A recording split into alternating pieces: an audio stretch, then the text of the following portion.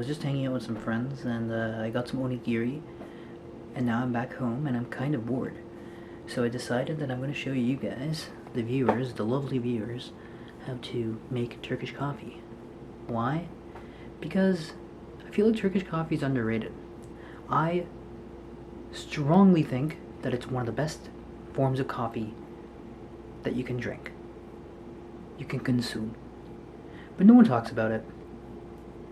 And that's a shame, because it's awesome. Shout out Turkish people. You made really good coffee. Proud of you. But anyways, yeah, I'm going to show you how to make Turkish coffee.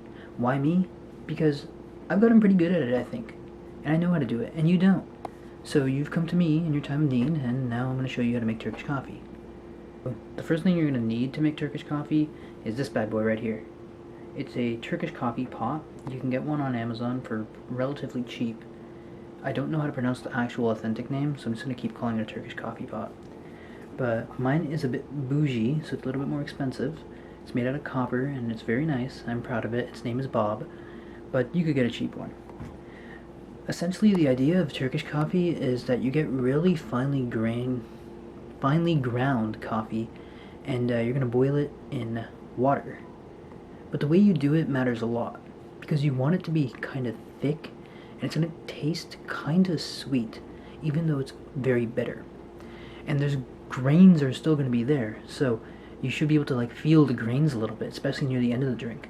And sometimes you could even feel it lining your throat. Now that sounds scary, but it tastes great. It's worth it. So yeah, let's go through the process. I'll show you how to make Turkish coffee. Okay, so the first thing you gotta do is you gotta get your Turkish coffee pot. Here's Bob. You're gonna fill it with hot water. You can use room temperature water, but you might as well just use hot.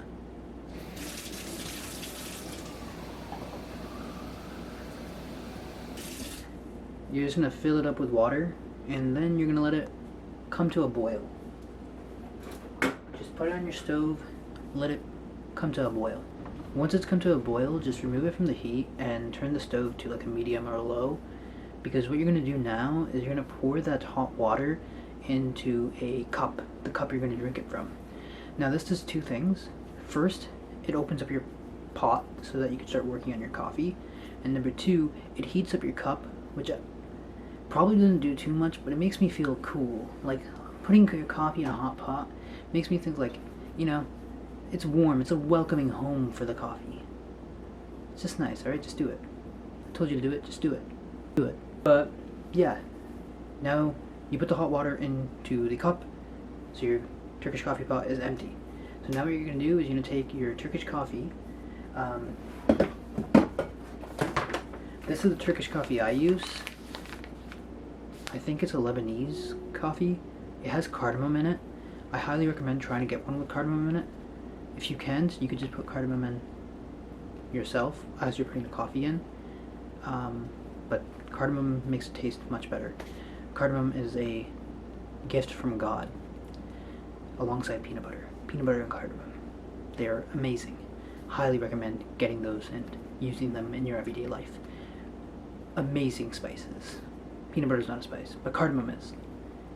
Just get the coffee with cardamom. That's what I'm trying to say. You can find Turkish coffee at most big grocery stores in big cities. And if you can't find it there, just get it online. Amazon sells them, so yeah, it's not that big of a deal. But anyways, what you're going to do now is you're going to take your empty Turkish coffee pot, and you're going to put 2 to 3 teaspoons of Turkish coffee into there. And then you're going to put the hot water back into the Turkish coffee pot, and then you're going to bring it close to a boil.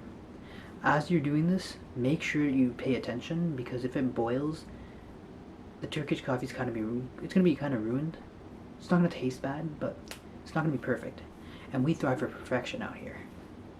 So, yeah, you're going to want to pay close attention. Don't be like me and recording something while it's brewing, because that's a stupid idea. Only an idiot would do that.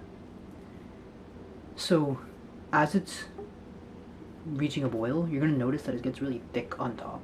There's going to be a thick consistency to it. Now, I call that the foam.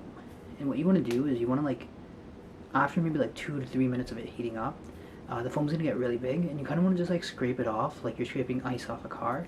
Except you're gonna take like you're gonna take the bits you scrape off and put it into the bottom of the cup you're gonna use. Then you're just gonna let the coffee keep going right before it reaches a boil, and then you're just going to turn the heater off and drink your coffee. Well, pour it in the cup and then drink the coffee. Alright, so I made the cup of Turkish Joe. It's really hot right now, so I'm gonna maybe wait a sec. But what I really like about it is the aroma. It's very nice. Like, I don't know how to describe it. It's different than coffee. I love the smell of coffee. But Turkish coffee has its own distinct charm. I love it. And it's just so fun to make. The process is probably why I love it so much. It's cool, relaxing, and at the end of the day, you get a nice cup of coffee. Cheers. It's hot. My tongue is burnt. I really hope you try to make this at home. It's very good, very fun to make. It's relaxing, and thanks for watching. I hope you try to make this. It's fun and relaxing. Cheers. My tongue is burnt.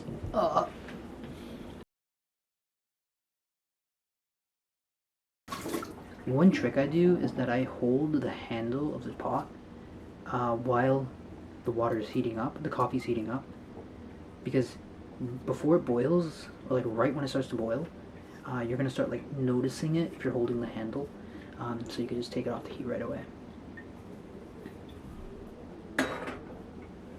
Oh yeah, you have to stir it too, I forgot to say that, so cut that in somewhere.